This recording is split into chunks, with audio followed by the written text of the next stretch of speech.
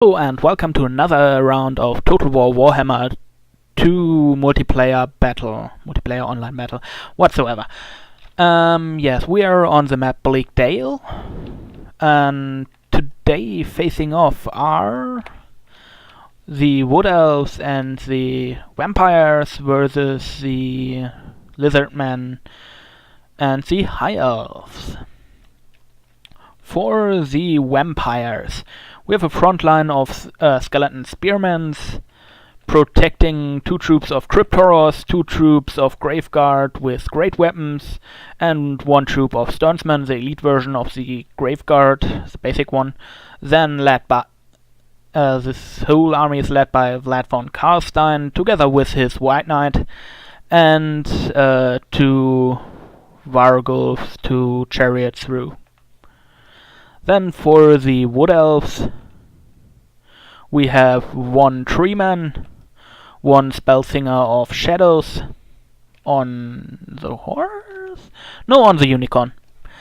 As well as 6 troops, yes, 6 troops of Eternal Guard without shields, as well as 6 troops of Glade Guard with Starfire shafts. Oh, yeah. And this whole army is led by a Glade Lord on the Dragon. The female or the male variant? I think that's the male variant. Yeah, I think that's the male variant. For the High Elves, we have 2 troops of Silver Helms without shields. Nice shiny armor. 2 troops of White Lines of Kraith.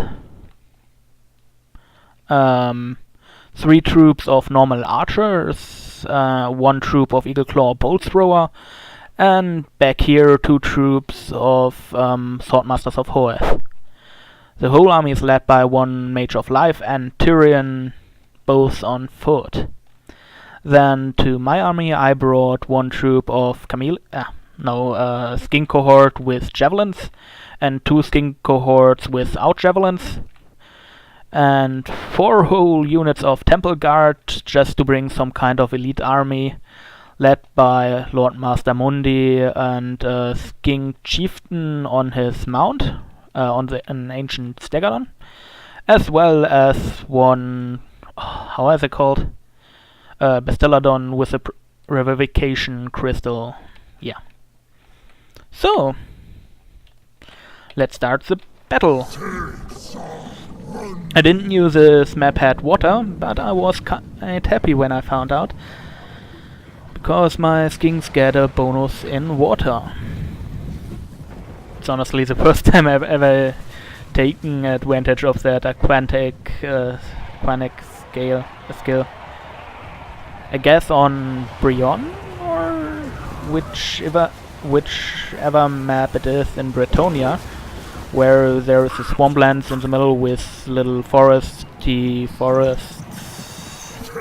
Yeah. In it, there the skinks might also become pretty handy.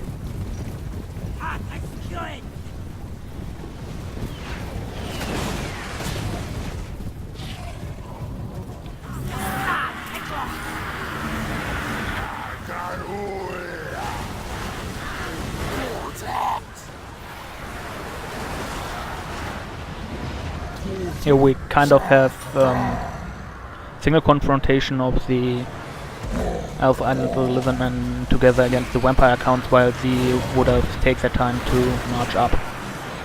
And Vargulfs run directly through my line to the archers. Ouch, that must have hurt. Poor archer. Poor.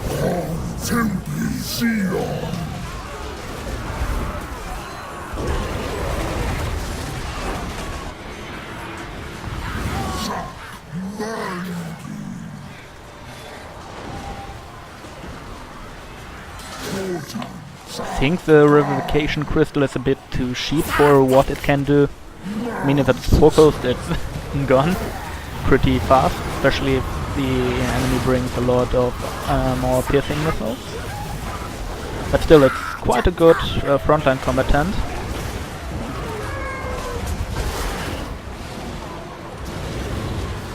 Especially against infantry.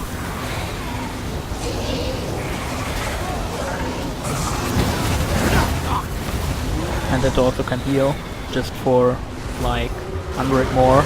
And these 100 get rid of this carnage thing. Yeah, pretty dope.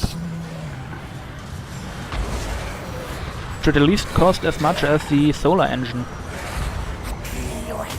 I mean, you can just have one active. You can't shoot and fight enemies at the same time with a solar engine.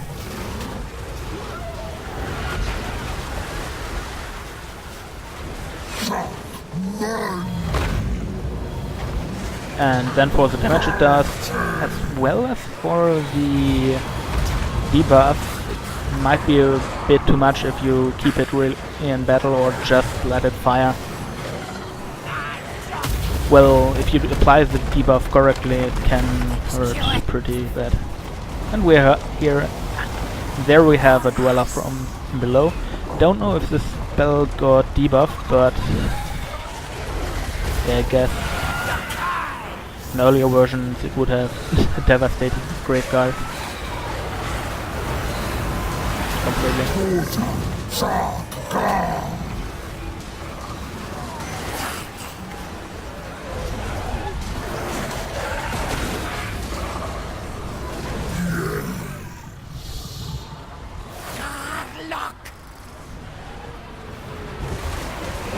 The thing with the Lizardmen Temple Guard is that they are pretty elite in all ways. They have good armor, they have good attack and defense skill, they have shields, and they have fucking halberds, which means charge defense and extra damage against large and AP. The only back draw on them is their numbers, which are relatively low, but okayish for Lizardmen, so if you support them by with a few skin cohorts, they also work. They do their work.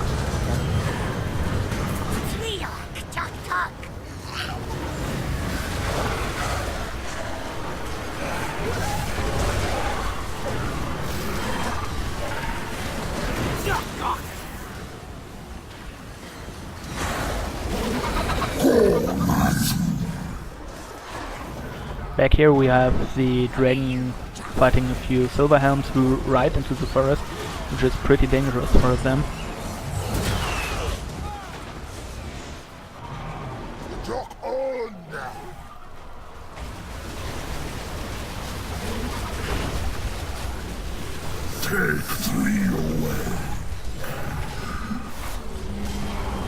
Here we have mostly just Lad, his White King, White Knight, whatsoever, and the Wargolf alive.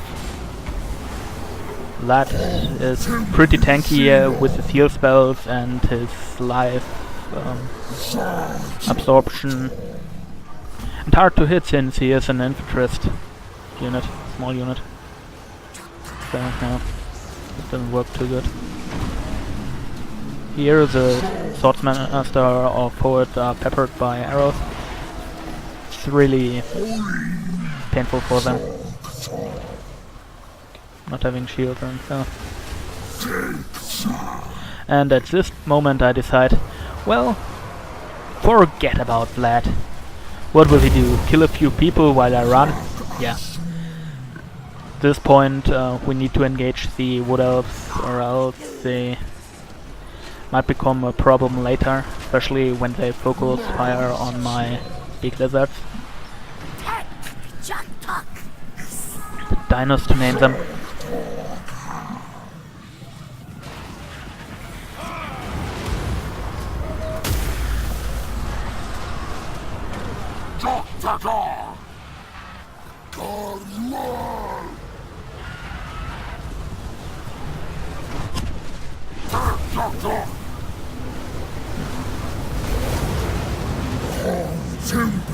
The only problem with my plan was that Vlad and the White King are faster than my dinos. So yeah, they re-engage them again and again, and the AI tries to fight them for a bit.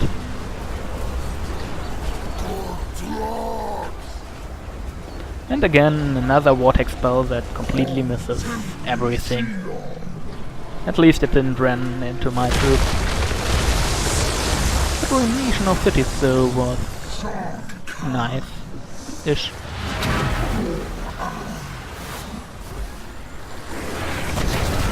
The moment I see the Lizardmen, I send my King Sheep to deal with it, who right now doesn't have that much ammunition anymore. And cast Curse of the Midnight Wind on the field. Didn't bring the net spell because that one is a bit too powerful. Too annoying, because you really can't counter it. It brings things you really can't counter. And against them it would be skirmishing troops. Yeah. Without the leadership of the 3 dinos, they wouldn't survive too long in the battle. This Lizardman will come back, and I hope I'll get the moment when he comes back. Something nice happens there.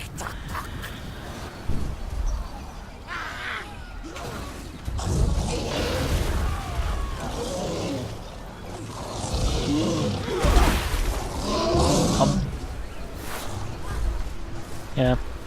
The Stilodons are real beasts in close combat against infantry.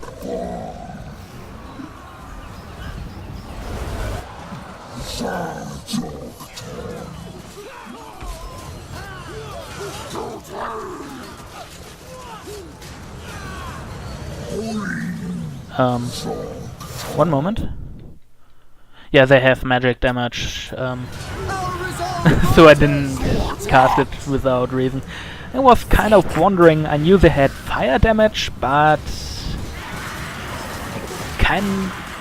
didn't exactly know they had magic damage. Just thought they had, so I casted the shield. Was that friendly fire? Elvish friendly fire? Ouch.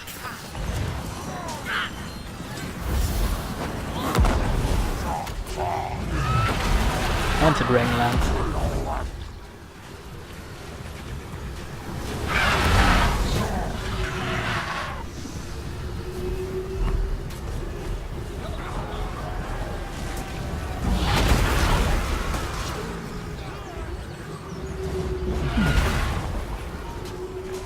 Not getting up there, right? Yeah, stay down.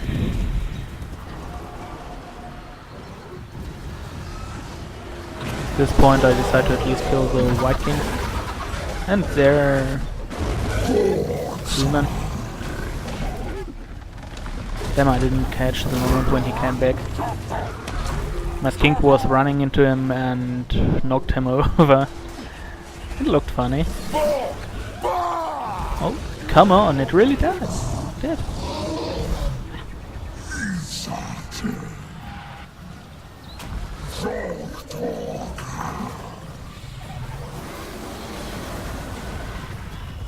Luckily they were firing at the shielded fronts and through trees, so a lot of that fire didn't do anything.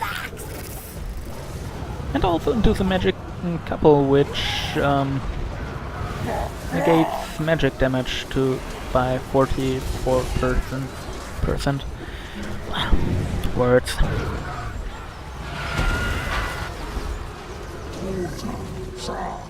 Now the Glade Lord gets that Tyrion and runs over him.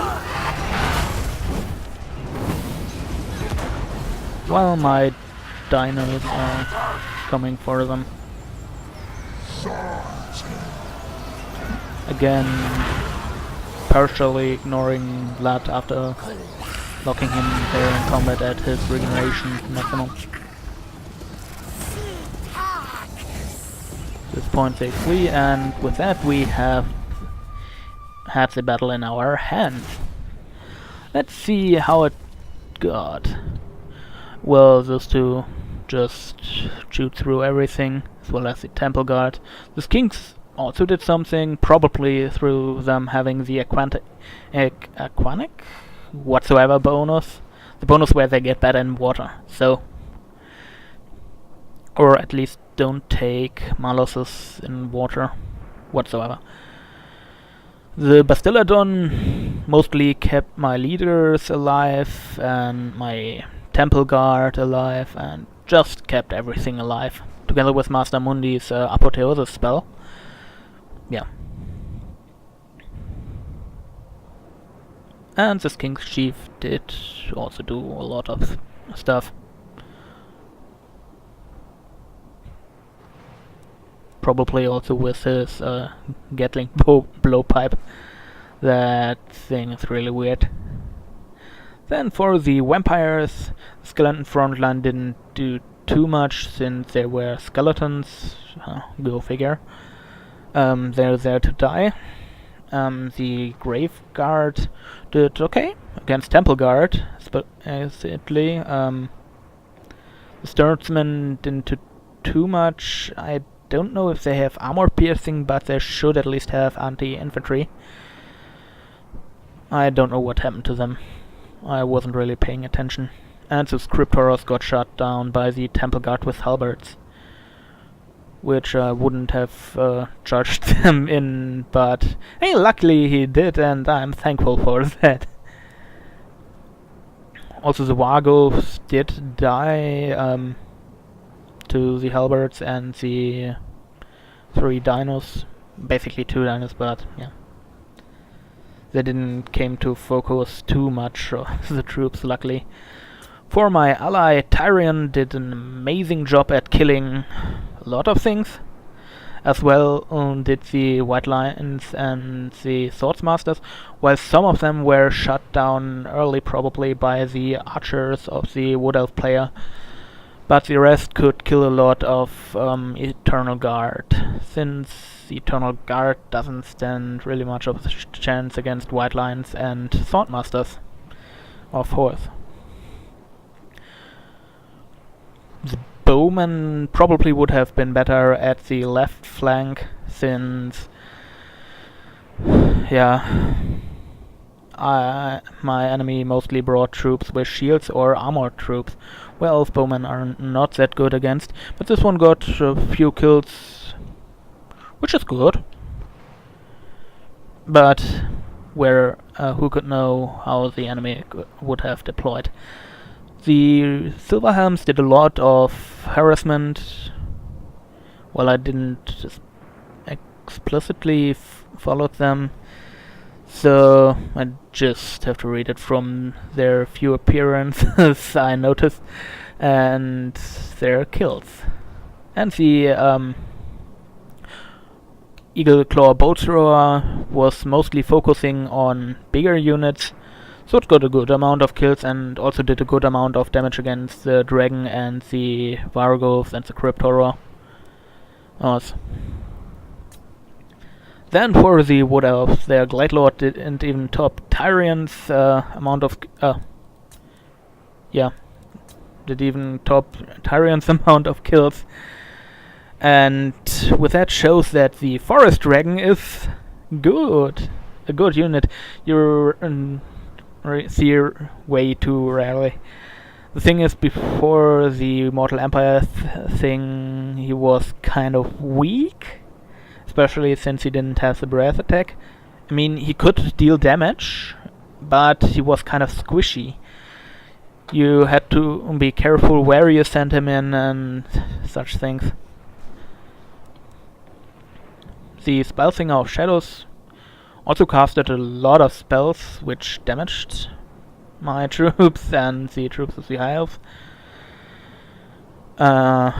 Luckily I could block that one Vortex spell. Oh, damn it, I don't know the name. I don't like it because it's stationary and costs a lot. Stationary. Well, the stationary part is good, but that it costs Just a lot is a bit, huh? I prefer the Pendulum spell, personally. The Eternal Guard didn't do too well against the White Lions and Swordmasters. They were kind of outmatched. The Bowmen would have done a miraculous job at shooting them down faster. The Treeman also got a few kills, but then was focused down, and my Triceratopses did a lot of damage to him. While the Glade Guard had a lot of IP damage to deal. But sadly they were firing in woods, so a lot of their arrows got blocked. Yeah.